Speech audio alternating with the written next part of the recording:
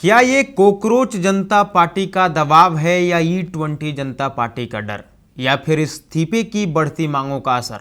आखिर ऐसा क्या हुआ कि केंद्रीय मंत्री नितिन गडकरी को सीधे बॉम्बे हाई कोर्ट का दरवाजा खटखटाना पड़ा? गडकरी ने 86 पन्नों की याचिका दाखिल कर साफ कहा है कि E20 इथेनॉल नीति से उनका या उनके परिवार का कोई लेना देना नहीं है। आखिर पूरा विवाद क्या है? सोशल मीडिया पर कौन से आरोप लगाए गए और अब कोर्ट में क्या होने वाला है, पूरी कहानी बताएंगे इस रिपोर्ट में।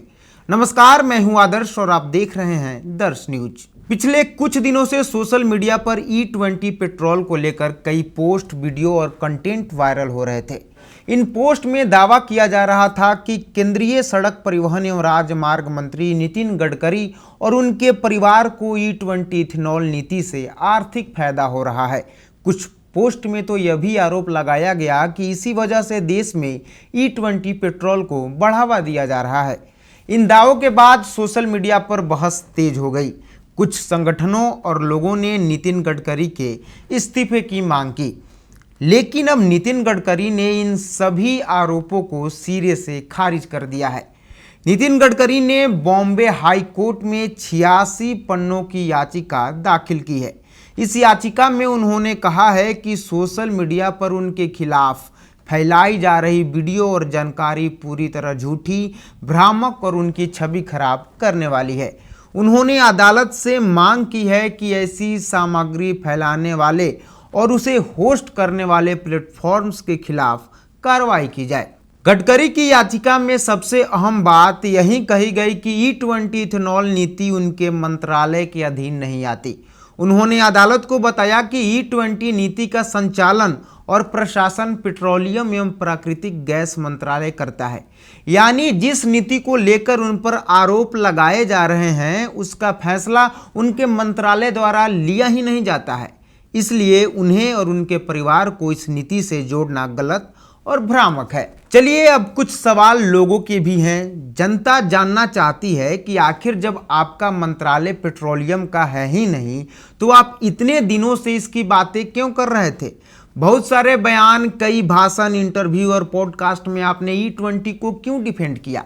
आप सोचिए, जिसके पास पेट्रोलियम मंत्रालय है उसका कितना बयान आप सुने हैं E20 नीति पर, और नितिन गडकरी का कितना बयान सुने हैं? लोग तो समझ रहा था कि पेट्रोलियम मिनिस्टर नितिन गडकरी जी ही हैं। देखिए, मामला यही है कि धर्मेंद्र प्रधान के इस्तीफे के बाद पूरा सिस्टम हिल गया है। डर का माहौल बना हुआ है। जो कहते थे कि हमारी सरकार में इस्तीफा नहीं होता, उनको तो जवाब मिल गया।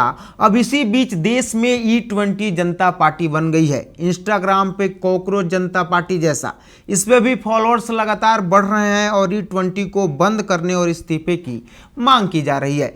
तो गडकरी साहब का कोर्ट जाना कहीं ना कहीं यह भी वजह है कि आजकल के जेनजी कहीं हमारा इस्तीफा भी ना ले ले, इसलिए इस मामले को अपने से दूर कर रहे हैं। बॉम्बे हाई कोर्ट ने गडकरी को मेटा समेत अन्य सोशल मीडिया प्लेटफॉर्म्स और अज्ञात लोगों के खिलाफ मुकदमा दायर की अनुमति दे दी है।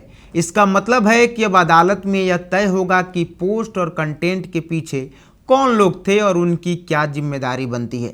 E20 पेट्रोल को लेकर पहले भी कई तरह की बहस होती रही है। सरकार का कहना है कि इससे पेट्रोलियम आयात कम होगा, किसानों को फायदा मिलेगा और प्रदूषण भी घटेगा।